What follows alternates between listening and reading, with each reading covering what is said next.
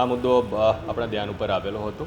આ જે આખો એરિયા છે આપણો નોટિફાઈડ સ્લમ એરિયા છે, એટલે 10 વર્ષ પહેલાં જ્યારે આપણે અલગ અલગ સ્લમની સર્વે કરવામાં આવેલો હતો એ વખતે આ સ્લમ એરિયાનો પણ એમાં સમાવેશ કરવામાં આવેલો હતો। અને આ સ્લમમાં કેટલાક ઇસમો દ્વારા ભાડેથી ઓરડી વગેરે આપવાની અથવા તો રહેઠાણ આપવા માટેની વિગતો ધ્યાન ઉપર આવેલી હતી। આપણે આપણી ટીમના મારફતેથી આ તમામ આખા સ્લમ એરિયાના 1000થી વધારે મકાનોનો ઘરે ઘરે જઈ સર્વે કરેલો છે। સ્થાનિક લોકો, સ્થાનિક આગેવાનો સાથે ચર્ચા કરી અને આ ઉપરાંત જે આપણું લાઇટ બિલનું કનેક્શન વગેરે હોય છે એ સહિતના પુરાવાઓ મેળવવાના અંતે આપણને ધ્યાન ઉપર આવેલું છે કે 8 જેટલા અલગ અલગ ઇસમો એ લગભગ 31 જેટલી ઓરડી અલગ અલગ લોકોને અલગ અલગ પર્પઝથી ભાડે આપેલ હોવાનું ધ્યાન ઉપર આવેલું હતું। એ રિપોર્ટ ધ્યાન ઉપર આવતા આપણે જે 8 ઇસમો છે એ 8 ઇસમો વિરુદ્ધ લેન્ડ ગ્રેબિંગ એક્ટ, કેમ કે આપણી નો ડાઉટ આ નોટિફાઈડ સ્લમ એરિયા છે, પણ એમાં આ રીતના સરકારી જમીનમાંથી કોઈ ભાડું ઉઘરાવતું હોય તો આપણે એને આ મુદ્દાને ધ્યાન ઉપર લઈ લેન્ડ ગ્રેબિંગ એક્ટ હેઠળની કાર્યવાહી કરવાપાત્ર જણાતા આપણે લેન્ડ ગ્રેબિંગ એક્ટ હેઠળ માટેની આખી સમગ્ર પ્રક્રિયા હાથ ઉપર ધરેલી છે અને એની જે કમિટી છે કમિટી સમક્ષ આખો મુદ્દો પુરાવા સહિત આપણે મૂકી રહ્યા છીએ। એટલે લેન્ડ ગ્રેબિંગ એક્ટ હેઠળ એની આગળની જે પણ કાર્યવાહી હશે એ કમિટી દ્વારા કરવામાં આવશે। મેં વાત કરી એમાં આ જે સ્લમ એરિયા છે એ slum area notified slum area છે અને નોટિફાઈડ સ્લમ એરિયા માટેની અલગ અલગ યોજનાકીય રીતે જે એના પ્રાવધાનો નિયત કરવામાં આવેલા છે।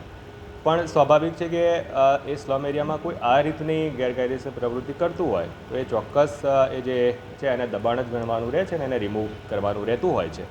એટલે દબાણ દૂર કરવું પ્લસ લેન્ડ ગ્રેબિંગ એક્ટ હેઠળની જે કાર્યવાહી કરવાની થાય એ બંને પ્રક્રિયાઓ આપણે હાથ ઉપર ધરી છે। જ્યાં સુધી દબાણનો વિષય છે તો ચોક્કસપણે હાલમાં જે આચારસંહિતા છે તો આચારસંહિતાના જે પ્રોવિઝન્સ છે એ પ્રોવિઝન્સને ધ્યાને લઈ અને એ કાર્યવાહી કરવાની આપણે રહે છે। એટલે લેન્ડ ગ્રેબિંગ પ્લસ દબાણ રિમૂવલ કરવાની બંને પ્રક્રિયાઓ એમાં આપણને કરવાની રહે છે। એટલે કે આ સ્લમ છે નોટિફાઈડ સ્લમ એરિયા છે। જે તે વખતે આપણે જ્યારે એનો સર્વે કર્યો ત્યારે લગભગ 750થી વધારે મકાનો જે તે વખતે હતા અને આ જૂના સ્લમ તરીકે નોંધાયેલો એરિયા છે। અને મેં વાત કરી એમ સ્લમ એરિયા માટેની અલગથી પ્રોવિઝન્સ એના રીડેવલપમેન્ટ વગેરે માટેના હોય છે, એની યોજનાઓ પણ અલગથી રહેતી હોય છે। જ્યાં સુધી ભાડેથી આપવાનો મુદ્દો છે એ સ્લમનો ઇન્ટરનલ જે આવા કેટલાક લોકો છે એ લોકો દ્વારા કરવામાં આવતું હોવાનું ધ્યાન આવેલું છે। એટલે સીધું એડમિનિસ્ટ્રેટિવલી એમાં એવું કોઈનું સ્પેસિફિકલી કોઈ વ્યક્તિગત રીતે એવું કોઈનો ધ્યાન ઉપર આવતું નથી।